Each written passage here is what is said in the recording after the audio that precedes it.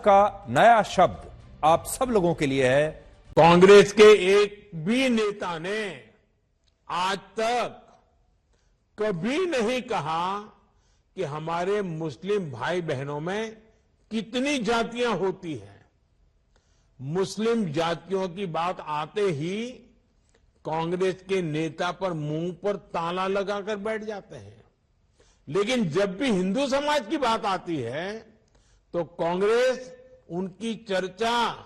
जाति से ही शुरू करती है। कांग्रेस की नीति है हिंदुओं की एक जाति को दूसरी जाति से लड़ाओ।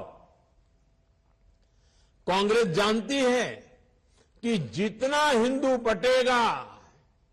उतना ही उसका फायदा होगा। तो प्रधानमंत्री मोदी असल में राहुल गांधी की उस राजनीति के बारे में जिक्र कर रहे हैं जब राहुल गांधी बात बात पर हिंदू समाज के लोगों से उनकी जातियां पूछते हैं, और वो कह रहे हैं कि कांग्रेस के नेता मुसलमानों की जातियां क्यों नहीं पूछते। प्रधानमंत्री मोदी के इस बयान में बीजेपी की एक नई रणनीति छिपी हुई है जो कांग्रेस के जातिगत जनगणना के मुद्दे को आगे चलकर कमजोर कर सकती है। अब तक कांग्रेस पार्टी और राहुल गांधी लगातार हिंदुओं की जातियों की बात करते थे, लेकिन प्रधानमंत्री मोदी ने पहली बार मुसलमानों की जातियों का मुद्दा उठाकर अब देश में एक नई बहस छेड़ दी है। और आखिर कांग्रेस हिंदुओं की तरह मुसलमानों की जातियों क्यों नहीं पूछती, आज उन्होंने यह सीधा सवाल कांग्रेस के नेताओं से किया है। आजकल राहुल गांधी बजट का हलवा खाने वाले सरकारी अधिकारियों से लेकर मिस इंडिया बनने वाली हिंदू लड़कियों और महिलाओं की जातियां पूछते हैं, लेकिन क्या आपने राहुल गांधी को कभी यह कहते सुना है कि हमारे देश की हिंदी फिल्म इंडस्ट्री में शाहरुख खान, आमिर खान और सलमान खान तीनों ही अगड़ी जातियों से क्यों हैं, और पिछड़ी जातियों का कोई मुसलमान हमारे देश में इतना बड़ा फिल्म स्टार क्यों नहीं बन पाया? क्या कभी किसी ने यह पूछने की कोशिश की है? क्या राहुल गांधी ने कभी देश को यह बताने की कोशिश की है कि हिंदी फिल्म इंडस्ट्री में या मिस इंडिया में जो मुस्लिम लड़कियां हैं, जो मुस्लिम स्टार्स हैं, उनकी जातियां क्या हैं, और मुसलमानों में जो पिछड़ी जाति के लोग हैं वो कभी इतने बड़े सुपरस्टार क्यों नहीं बन पाए? जैसे हिंदू धर्म में सिर्फ 15% आबादी सवर्णों और अगड़ी जातियों के लोगों की मानी जाती है और बाकी आबादी दलित, आदिवासी, पिछड़े वर्ग या फिर ओबीसी के लोगों की है, ठीक उसी तरह से भारतीय मुसलमानों में भी अगड़ी जाति के लोगों की आबादी सिर्फ 15% है, जबकि मध्यम वर्ग की जातियां जो हैं उन मुसलमानों की आबादी 50% है और पिछड़े वर्ग के मुसलमानों की आबादी लगभग 35% है। और भारत में लगभग 85% आबादी पसमंदा मुसलमानों की है, यानी पिछड़े हुए मुसलमानों की है, जिनमें निम्न जाति के मुसलमान आर्थिक और सामाजिक रूप से बहुत पिछड़े हुए हैं, और इन मुसलमानों के साथ दलित और पिछड़े हिंदुओं के जैसा ही भेदभाव होता है। लेकिन इसके बावजूद हमारे देश के विपक्षी नेता हिंदुओं की जातियों की सोशल इंजीनियरिंग करते। अब मोदी जी को समझ में आने लगा है कि देश में जागरूकता फैल रही है और धर्म के नाम पे जो मोदी जी राजनीति और राजनीतिक रोटियां सेकना चाहते थे वो रोटियां अब पक नहीं रही हैं। तो अब मोदी जी चिंतित होने लग गए और ये कहना चालू कर दिया है उनने कि कांग्रेस हिंदुओं को बांट रही। अफसोस की बात है कि देश के प्रधानमंत्री देशवासियों को गुमराह करने से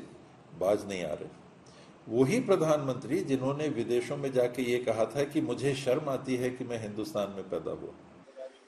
भारतीय जनता पार्टी का हिसाब तो यह है कि जिस तरीके से कोई चोरी करके पकड़ा न जाऊं, आगे वाले के लिए करता है इशारा करके चोर चोर चोर करके, तो इस तरीके से नफरत की राजनीति भाजपा करती है, नफरत फैलाने का काम वो करती है, समाज को तोड़ने का काम वो करती है और आरोप दूसरों पर लगा करके हल्ला दूसरे के खिलाफ मचाते हैं। आज बहुत सारे लोग ये भी जानना चाहते हैं कि क्या जम्मू कश्मीर में नेशनल कॉन्फ्रेंस और कांग्रेस की सरकार बनने से अनुच्छेद 370 को बहाल किया जा सकता है।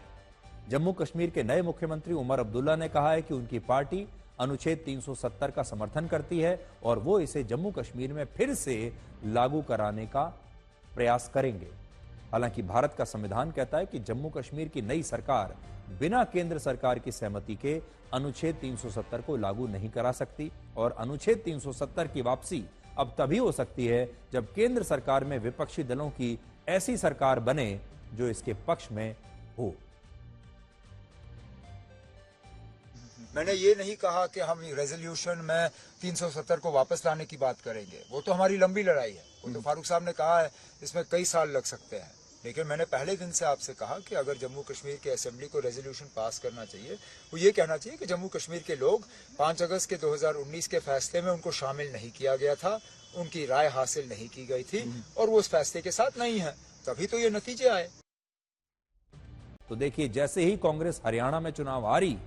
वैसे ही कांग्रेस की जो बार्गेनिंग पावर है वो कम हो गई और कांग्रेस के जो साथी हैं इंडिया गठबंधन में, वो कांग्रेस को सिखाने लगे कि चुनाव कैसे लड़ा जाता है। आम आदमी पार्टी ने कहा है कि वो अब दिल्ली के चुनाव में कांग्रेस के साथ गठबंधन नहीं करेगी, जबकि ममता बनर्जी की पार्टी ने कहा है कि कांग्रेस एक मौकापरस्त पार्टी है जो तभी क्षेत्रीय दलों के साथ गठबंधन करती है जब उसे लगता है कि वो चुनाव में हारने वाली है। और कांग्रेस के दूसरे सहयोगी दल भी इस हार के बाद कांग्रेस की हिम्मत बढ़ाने की बजाय उसे आईना दिखाने की कोशिश कर रहे हैं। और ये वक्त का ही तराजू है, ये वक्त का ही चक्र है जो आज शायद कांग्रेस को उसके अपनों का वजन बता रहा है।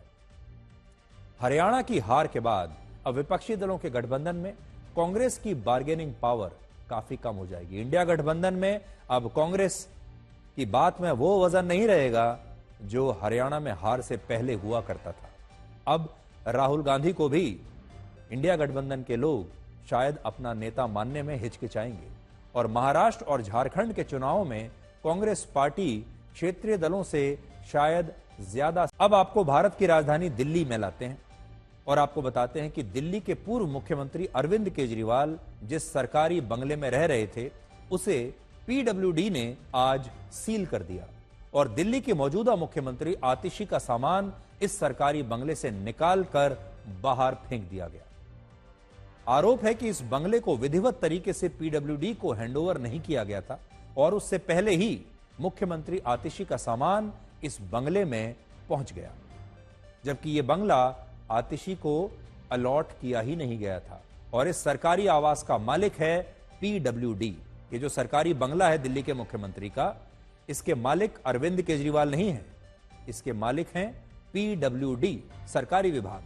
घर खाली होने पर पीडब्ल्यूडी उसका कब्जा लेता है, यानी जब भी घर खाली किया जाता है कोई भी सरकारी आवास, तो पीडब्ल्यूडी उसका पोजीशन लेता है, उसकी चाबी पीडब्ल्यूडी के पास होती है और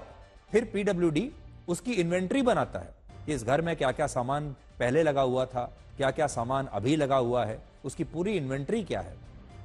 और उसके बाद घर किसी और को अलॉट किया जा सकता है। सवाल यह है कि क्या कोई मुख्यमंत्री कुर्सी से हटने के बाद अपनी पसंद के दूसरे मुख्यमंत्री को अपनी मर्जी से अपना सरकारी औपचारिक आवास सीधे डायरेक्टली सौंप सकता है? और मुख्यमंत्री का सरकारी आवास क्या मुख्यमंत्री की निजी संपत्ति है या यह सरकारी संपत्ति है?